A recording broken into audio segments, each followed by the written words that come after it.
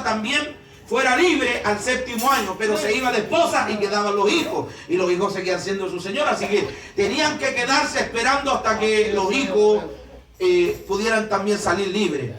Pero entonces, hermano, los hijos, ¿cierto? Eran los que quedaban perpetuamente. Los hijos no eran dados de baja, los hijos siempre van a quedar, los hijos siempre son hijos. No importa lo que hagan, son hijos. Hasta el hijo más malo que está en la cárcel, la mamá lo va a ver, lo va a visitar y le compra zapatillas y zapatillas caras porque el nene quiere zapatillas Nike. Dios nos ayude. Y otro esclavo más. Esclavo de la delincuencia, esclavo del sistema penitenciario, esclavo del chispeo de dedo, esclavo del COA. No puede cambiar la forma de hablar y de expresarse porque todavía es esclavo de ese sistema. ¿Han visto los que salen de la cárcel? ¿Por qué salen hablando igual si ya los cambió Cristo, pero siguen hablando en COA? Oye, hermanito, ¿cómo estamos? Porque todavía sigue esclavos. Que Dios nos ayude. Amén, gloria a Dios. Cuando el Señor Jesús le dice a ellos que el que practica pecado, esclavo es del pecado, y el esclavo no queda en la casa para siempre, sino el Hijo queda para siempre. Les dice que si el Hijo del Hombre os libertare, seréis verdaderamente libre. Y la libertad a la cual se refería a él era la libertad de la esclavitud, del pecado. Ellos dijeron, pero si nosotros somos hijos de Abraham, mire el verso 33, y jamás hemos sido esclavos de nadie. Y aquí hay un problema. Porque cuando la persona no reconoce que es esclavo, no puede ser libertado. Porque ellos dicen, nunca hemos sido esclavos de nadie. Y se olvidaron, y los 430 años que estuvieron allá en Egipto, ¿qué es lo que eran? Esclavos. Esclavos. Así que decir, nunca hemos sido esclavos de nadie, eso era una falacia, era una mentira. Y en Babilonia estuvieron 70 años en la deportación. Como esclavos viviendo, hermano, bajo el imperio babilónico, luego bajo el imperio medo, después, hermano, después bajo el imperio griego, y por último terminaron en los días del Señor Jesús bajo el imperio romano. Seguían siendo esclavos, pero no lo querían reconocer. Nunca hemos sido esclavos de nadie. El problema de la esclavitud o del que es esclavo del pecado, escúchame bien, primero es que no lo logra asumir, no logra entender, no logra aceptar que es esclavo del pecado y que no lo puede dejar, que no lo puede abandonar, que no puede ser liberto del pecado. Aleluya. Y le voy a decir algo, la verdad es que el ser humano no logra, nunca podrá lograr escapar de la esclavitud del pecado por sus propios medios, por sus propias decisiones, con sus propias fuerzas. Nunca podrá ser libre de la esclavitud del pecado, porque el único que puede hacer libre al hombre, como dice aquí en el versículo 36, así que si el Hijo del Hombre os libertare, seréis verdaderamente libres. La única libertad, hermano amado, para escapar del pecado es a través de Jesucristo. Amén. Así es, Señor. Amén. Entonces, el Evangelio consiste en predicar las buenas nuevas a los abatidos y vendar a los quebrantados de corazón. Fíjese que los quebrantados de corazón. David se refiere en el capítulo 51 al corazón quebrantado, o al espíritu quebrantado, un corazón contrito y humillado. Es decir, una persona que está totalmente deshecha. David se encontraba en esa condición. Aleluya. Deshecho. Porque el pecado, hermano, no puede alegrarte, el pecado te entristece. Amén. Eso debe provocar en nosotros el pecado en nuestras vidas, hermano. Cuando tú peques tienes que, hermano, lamentar, como Pablo enrostra a los hermanos de Corinto, porque había pecado en la congregación y ellos lo estaban tolerando. Y entonces Pablo les escribe diciendo, y ustedes están envanecidos. Más bien debía haberos lamentado. Están hinchados de orgullo en vez de haber tomado la actitud correcta, porque el pecado siempre es dañino. ¿Sabe por qué? Porque el pecado hace que las personas se vayan al infierno. Amén. Esa es la gravedad.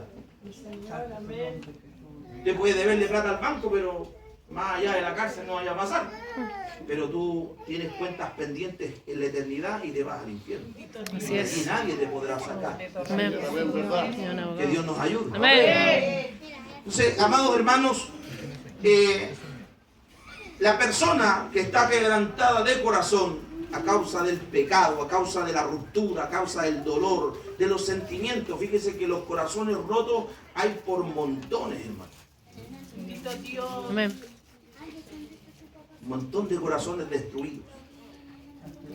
Madres destruidas sus corazones por la indiferencia de los hijos,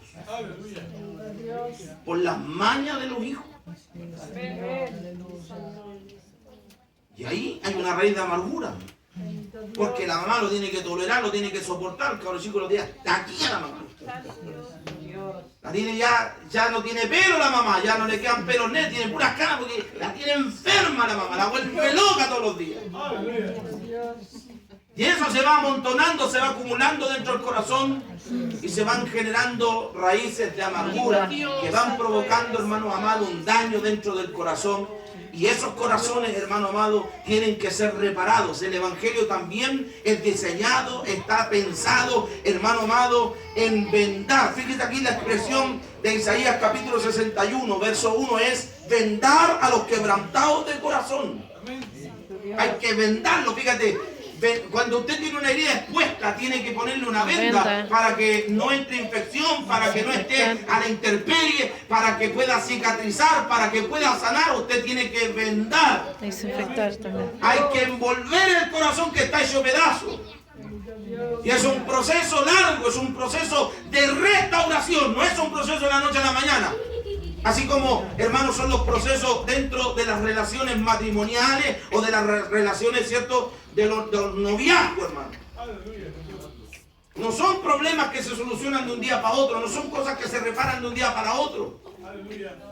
Hay gente que carga dolores dentro de su corazón por años, como los traumas o los dolores del corazón, hermano, la destrucción del corazón que arrastran personas que han sido violentadas sexualmente, niños violados, niñas violadas, hermano, incluso por familiares, por parientes cercanos, arrastran un dolor en sus corazones durante toda la vida, cosas que son difíciles de sacar y de olvidar, son traumas. Por eso que de pronto usted ve a una persona que es muy callada, es muy tímida, es muy para adentro, porque tiene un trauma, porque desde pequeño sufrió violencia, sufrió violación, sufrió, hermano amado, vejaciones. Otros son, hermano, las violencias físicas, las violencias, hermano, de los golpes, del maltrato dentro del hogar. El papá que es bueno para pegarle a la mamá que es buena para pegarle al papá, la madre que maltrata a sus hijos, el padre que maltrata a sus hijos. Esas cuestiones rompen, dañan, destruyen los corazones, y hay gente que arrastra ese corazón herido durante toda la vida, y cuando viene el recuerdo, es más, cuando uno predica acerca de estas cosas, como que reaviva cosas, y la gente, yo puedo ver eso, veo las expresiones y digo dentro de mi corazón: Señor, tanta gente hay herida que no logra asumirlo. ¿Sabe por qué? Porque no logra reconocerlo. Santo Dios. Tienen el corazón hecho pedazo, pero ¿sabe cuál es el problema? ¿Ha visto usted alguna persona que cuando se ha quebrado un hueso y nunca fue a médico? ¿Ha visto alguna persona así? Que se quebró un hueso y nunca fue a médico, nunca lo enyesaron, no lo entablillaron, no lo enderezaron, y después te muestra el brazo que debería ser bonito y derechito, parece un plátano el brazo. Porque sanó y cicatrizó mal. El problema es que ese hueso ya es imposible enderezarlo, porque se cicatrizó de esa manera, se curó de esa forma, se reparó mal. Y el problema del corazón es, hermano, que de alguna manera están destruidos, que llevan una marca dentro de sí y que no son reparados de la forma correcta, que no son suavizados, vendados, curados, hermano amado, es que se endurecen. Aleluya. Sí. Amén. Sí, amén. Y después no sienten nada. Pueden estar en la casa de Dios, en la presencia de Dios, pero el corazón no logran quebrantarlo ante el Señor, porque el corazón se endureció de mala manera, porque no fue vendado, porque no fue curado, porque no fue sanado, porque no fue restaurado, porque no hubo allí una correcta cicatrización, no hubo allí una perfecta recuperación. Para que un corazón, hermano amado, pueda ser sanado, primero hay que reconocer dónde estuvo la herida, dónde estuvo el problema. Y una vez que haya reconocido eso, ¿sabe lo que tiene que hacer? Tiene que perdonar, tiene que olvidar, tiene que botar eso a la basura. Si alguien te dañó, te hizo daño,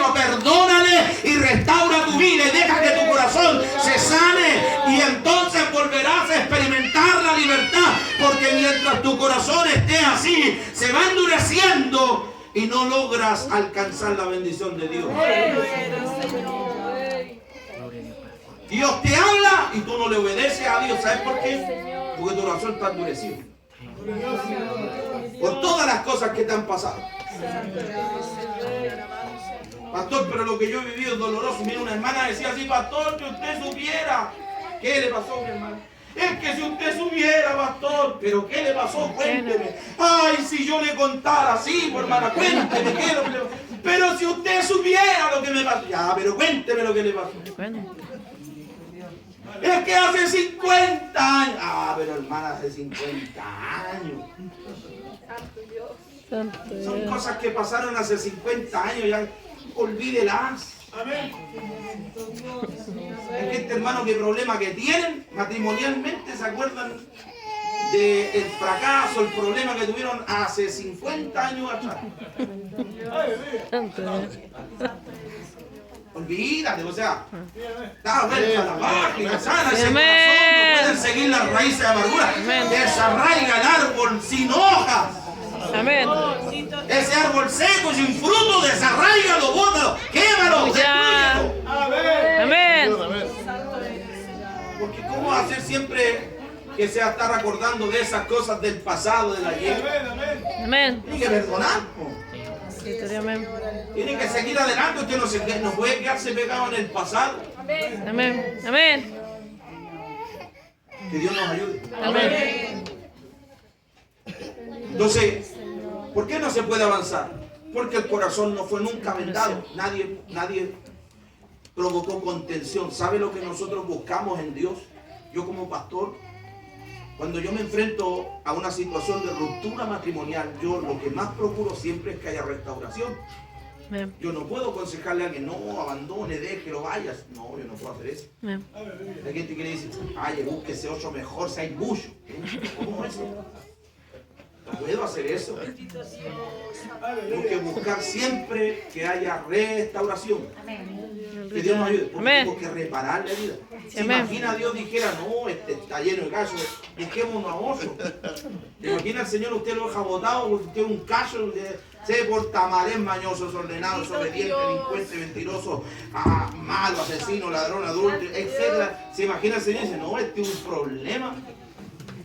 Busquemos a alguien mejor. Jamás habríamos sido salvos. Amén. Nunca nos habría aceptado el Señor. Aleluya. Pero lo lindo es que el Señor nos aceptó a pesar de nuestras debilidades, a pesar de nuestros problemas, a pesar de nuestros fracasos, a pesar de nuestras, hermanos, de nuestros errores, equivocaciones. Dios nos miró, tuvo misericordia de nosotros, Sí, amén. sabiendo que el día de mañana, porque escúchame bien, el día de mañana a lo mejor vamos a caer. Porque el que esté firme, Mire que no caiga. digo que algunos se burlan de los que se caen. El problema es cuando te caes tú. Aleluya. ¿Alguna vez le ha pasado a usted que ha ido caminando y se cae? ¿Sí o no, que por la vergüenza te paráis rapidito? ¿Sí o no? Y uno trata de pasar como así, como que no pasó nada, pero va lleno de tierra, va que tenía hasta la espalda cochina, hasta el pelo y ahí con tierra. En el porrazo uno ni cesó, uno no, así no me dolió. Llega a la casa, ¿sí o no?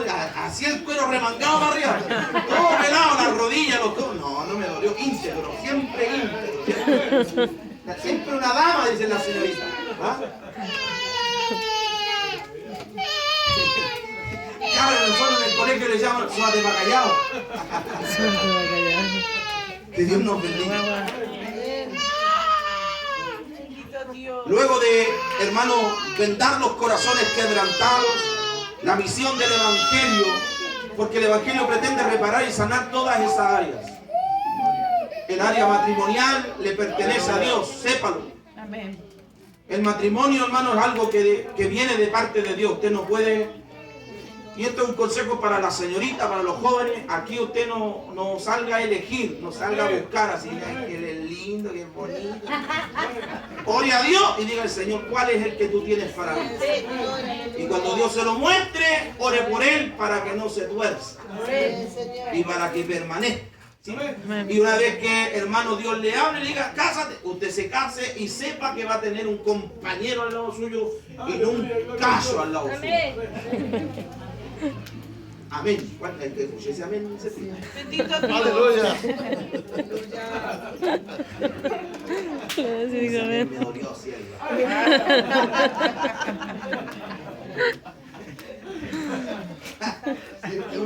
Amén. Dios bendiga a mi hermano Juan Silva que ha llegado esta noche. Amén. Bendito Dios. Luego la escritura dice, hermano, en el verso 1, Isaías 61:1, a publicar libertad a los cautivos. ¿Sabe lo que es un cautivo? Dice hermano, la definición de cautivo es prisionero, una persona que no puede hacer uso de su libertad, como un soldado capturado en el ejercicio de su labor. La voz cautivo supone inocencia. Un cautivo, hermano, es aquel que fue tomado, detenido, capturado, Bendito Dios. que no puede estar en libertad por sí mismo, no puede disfrutar de su libertad Bendito Dios. porque está cautivo. Sí, amén. Y luego dice el capítulo 61, verso 1 de Isaías, a los presos apertura de la cárcel. Ya hay una diferencia entre ser preso y cautivo. No es lo mismo ser prisionero a estar cautivo. Cautivo es el soldado que lo encontraron los enemigos y lo capturaron. Ese está cautivo. No tiene libertad porque está cautivo. Pero un preso está privado de libertad por sentencia de un juez o por imposición de un superior o por arbitrariedad del que ejerce la fuerza. Puede ser alguien que ha sido condenado o sentenciado a causa de sus delitos. Ese es alguien que está preso en la cárcel. Alguien que fue sentenciado por sus delitos a estar privado de su libertad. Que Dios nos ayude. Amén. Y la escritura dice que el evangelio es, hermano, enviado para publicar libertad a los cautivos, libertad a los que fueron capturados en el ejercicio de sus labores, y también a publicar libertad a los presos, la apertura de la cárcel, aquellos que perdieron la libertad a causa de sus delitos, a causa de sus pecados, a causa de sus acciones.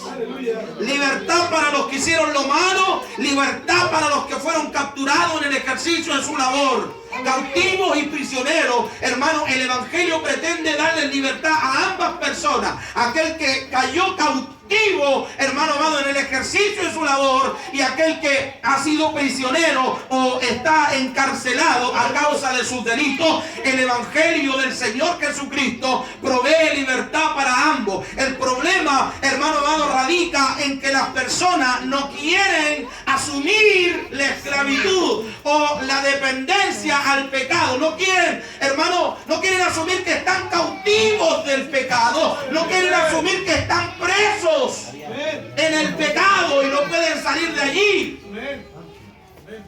Aleluya. Isaías capítulo 42, versículos 6 y 7 dice: Jehová te ha llamado en justicia y te sostendré por la mano, te guardaré y te pondré por pacto al pueblo, por luz de las naciones. Verso 7, Isaías 42, 7. Para que abran los ojos de los ciegos, para que saque de la cárcel a los presos y de casa de prisión a los que moran en tinieblas. El evangelio está diseñado para alcanzar y rescatar a aquel que está privado de la libertad a causa de sus delitos, a causa de sus males. Está diseñado para alcanzar a los que moran en tinieblas, aquellos que han estado presos y esclavizados no solamente por sus acciones delictivas, sino también, hermano amado, viviendo las consecuencias del pecado. Hermano, porque el pecado, cuando el hombre o la mujer practica el pecado tiene una consecuencia. Amén.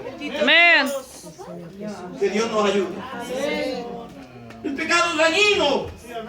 Amén. Destruye el pecado. El pecado destruyó lo que hizo Dios en el huerto del Edén. Amén. El pecado destruyó la relación que tenía Adán con Dios. Ellos perdieron esa estrecha relación de haber estado cerca a Dios, conversar con Dios, caminar con Dios, mirar a Dios, abrazar a Dios. Perdieron esa comunión, perdieron ese acceso, perdieron esa esa intimidad a causa del pecado. El pecado los separó, el pecado los apartó, el pecado no les permitió poder seguir acercándose con libertad al que los creó, a su Padre. Es como que, hermano amado, a ti te prohibieran, a ti como hijo te prohibieran ver a tu mamá, ver a tu papá. No te puedes acercar a ellos, no los puedes abrazar, no les puedes besar, solamente puedes mirarles de lejos y no puedes abrazarles. Mucha gente experimentó eso en esta pandemia, no podían ver a sus padres, a sus ancianos, a sus viejos. Hermanos, vivieron esa soledad. Así es el pecado. El pecado te separa de los tuyos, te separa de la familia, te separa del hogar. El pecado te separa de Cristo, te separa del Evangelio, te separa de la honra, te separa de la bendición de Dios. El pecado te separa de sentir el Espíritu Santo. El pecado te separa de sentir la seguridad de la salvación. El pecado te aparta de la presencia de Dios. Amén. El pecado te hace, hermano amado, perder los sentidos en el Espíritu. Ya no oyes a Dios, ya no puedes hablar con libertad con Dios. Ya no puedes ver a Dios en las cosas de la vida. Ya no puedes sentir al Señor. Ya perdiste la sensibilidad porque el pecado mata. El pecado te hace morir porque la paga del pecado es muerte. Dios le dijo a Adán: no coman del árbol que está en medio del huerto, el árbol de la ciencia del bien y del mal, porque del día que de él comieres ciertamente morirás. La persona que comete pecado, que practica pecado, se muere espiritualmente y deja de sentir, deja de experimentar, pierde sus sentidos. No puede, hermano, abrazar, no puede sentir, no puede tocar, no puede hablar, no puede hacer absolutamente nada. Y sabe, yo me refiero al aspecto espiritual, porque si hay algo que nosotros buscamos, perseguimos, es poder acercarnos a Dios con certeza, es poder acercarnos a Dios con libertad. La Escritura nos dice en el libro de Hebreos, capítulo 10: acerquémonos pues confiadamente al trono de la gracia para hallar socorro, aleluya, y misericordia para el pronto auxilio. El pecado nos impide poder acercarnos a Dios con toda libertad. El pecado es una mancha similar, hermano, a la mancha que provocaba la lepra en el cuerpo. A todo esto, hermano, estos días, hermano, se ha manifestado un brote de lepra en la Araucanía. ¿Sabe usted? Lepra en estos días. La lepra es una mancha, hermano amado, blanquecina que se forma en la piel. Y la persona que experimenta la lepra empieza a experimentar la muerte de sus células. Y, hermano, si no se trata, la persona entra en septicemia, entra en gangrena, entra en muerte del tejido, se empieza a gangrenar, se empieza a podrir, a descomponer la carne en los miembros. La gente empieza literalmente a morirse en vida. Y la lepra es contagiosa. Asimismo es el pecado. Es contagioso. Es dañino. Por eso el pecado en sí mismo es repudiable. Y nosotros, hermanos míos, condenamos siempre el pecado. El pecado es condenable. Pero escúchame bien. No las personas. El pecado. Bendito Dios. Amén. Aleluya. Yo le predico al borracho que está allá afuera y quiero que venga Cristo. Porque yo quiero que la persona sea salva. Pero yo no quiero que siga siendo borracho. ¿Recuerdan ustedes que la gente quería apedrear a una mujer adúltera y la encontraron en pleno acto de adulterio y la querían apedrear? Todos estaban amontonados, hermano, así unas piedras para matar a la mujer. Y la trajeron gracias a Dios, la trajeron delante del maestro, hermano. Si hubiera sido delante de los fariseos, delante de Anás y Caifás, yo creo que hasta Anás y Caifás le habían agarrado a piedrazos, hermano. Aleluya, Jesús. Que Dios nos ayude. Pero gracias a Dios que se les ocurrió, hermano, la brillante idea de llevar a esa mujer ante el Señor Jesucristo. Amén, amén. Gloria a Dios por todos los que recurren a Jesucristo cuando están en pecado. Porque Él es el que nos liberta de la esclavitud y de las consecuencias del pecado. Cuando damos gracias a Dios por esa misericordia. Porque cuando estábamos muertos en delitos y pecados, Él nos dio vida juntamente con Él.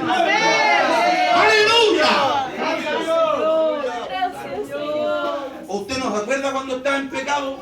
¿Te acordáis cuando clamabas misericordia? Santo eres, Señor. Entonces, Querían apedrear a la mujer, ¿cierto? Porque la ley lo decía, estaban en todo su derecho, pero había un problema. Querían condenarla a ella nomás. Sí.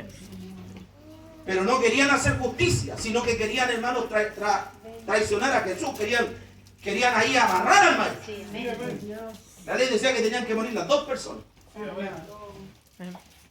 Pero el maestro dice, bueno, ya, a ver, el que esté libre de pecado lance la primera piedra. Y comenzó a escribir en tierra, dice la Escritura. Sí. Usted sabe el poder que tiene la Escritura, hermano. La palabra de Dios es viva y eficaz. ¿Cuántos dicen amén? Amén. Disciernen las intenciones del corazón. Hebreos capítulo 4, verso 13 dice: y ante su presencia estamos abiertos y desnudos, delante de los ojos de a quien tenemos que darle cuenta. Y comenzó a escribir en tierra, mientras esperaba a ver si es que había alguno que osara a tirar una piedra, ya que lo habían traído a él para condenar. Él, claro que condena el pecado. ¿Usted cree que el Señor Jesús está de acuerdo con el pecado? No, no está de acuerdo con el pecado. Pero lo que Él no está de acuerdo es que se haga injusticia a costa del pecado. Amén. Pero el pecado siempre hay que condenarlo. Hay que apartarlo, extirparlo. Tú tienes que prohibirle a tus hijos decir mentiras, pero no te pongáis a decir mentiras delante de ellos. Amén. Hijo no se miente, pero cuando viene alguien a buscarte, dile que no estoy. Esa cuestión es mentira. Yo no. Sí, amén. Tú le decís que no mienta, pero con tus actos niegan lo que le estás enseñando. Ella es un verdadero hipócrita. El Aleluya. padre gatica, que predica y no practica. Bendito Dios. Cuando llega el casero, no sé si todavía algunos tienen casero, pero antiguamente llegaban los caseros a la casa a vender algunos bienes, ¿cierto? Llega el casero y por lo general la gente manda a los cabros chicos cuando viene el casero: dile que no estoy. Y el cabro chico, como es inexperto y no sabe mentir, sale para afuera. Obviamente sale para afuera. Sale. Dijo mi mamá que no estaba.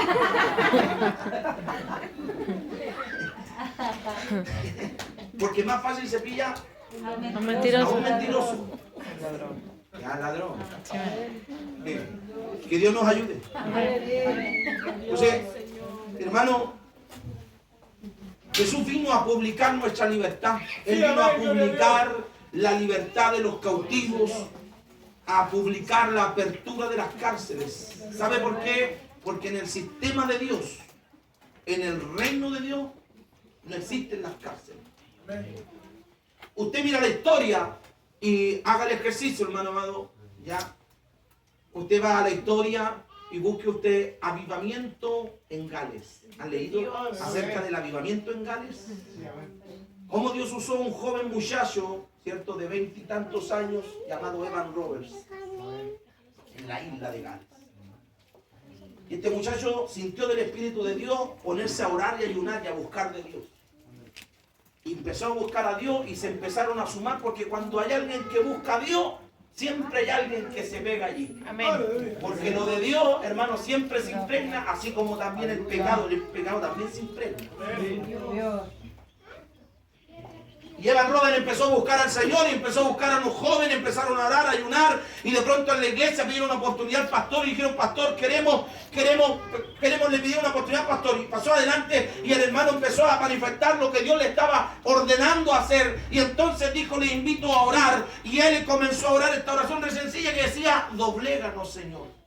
Aleluya. Dobléganos, Señor. Y empezaron a orar. Y el Espíritu Santo empezó a llenar los corazones. Empezó a tocar la iglesia. Y allí comenzó el avivamiento en una pequeña iglesia.